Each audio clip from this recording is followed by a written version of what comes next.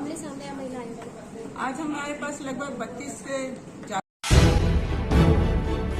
मामले सामने आए महिलाएं पर? आज हमारे पास लगभग 32 से ज्यादा मामले यहाँ पर हैं और उसमें अभी हमारे 15 प्रकरण में सुनवाई हो गई है। 3 मामले नस्तीबद्ध हो गए हैं। 2 महत्वपूर्ण मामले जो एम्स के थे डॉक्टरों के आपस में और एक डॉक्टर के खिलाफ एक बच्ची के जो सुसाइड का मामला था।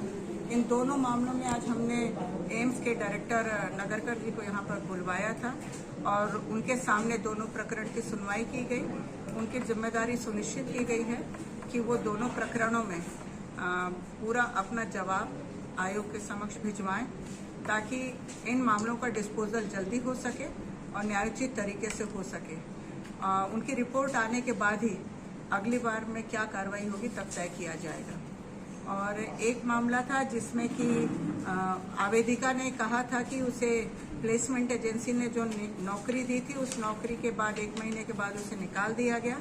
उसकी सैलरी भी नहीं दी गई थी और उसमें पूरे जल जीवन मिशन के 4 अधिकारियों के खिलाफ भी मामला था और प्लेसमेंट सर्विस के खिलाफ भी मामला था।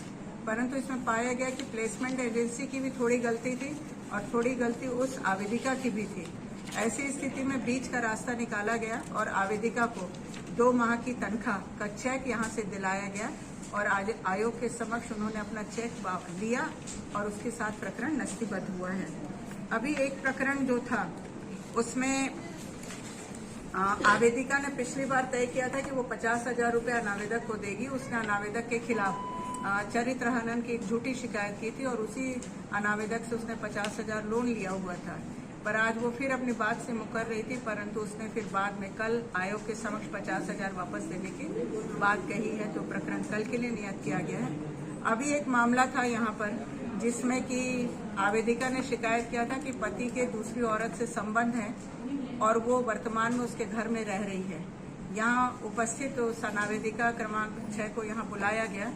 उसने स्वीकार किया कि मेरे ऊपर झूठा आरोप लगा रही थी उसकी पहली पत्नी, तो वो अनावेदक के घर घुस गई और उसने जाके मंदिर में मांग भर के शादी कर ली। और ये मामला ऐसा है जिसमें आवेदिका के 3 बच्चे हैं। उनको छोड़ करके दूसरी औरत से प्रेम संबंध रखना और फिर जबरदस्ती शादी, इस तरह के मामलों को रोकने के लिए अब हमारे पास कोई चारा नहीं है।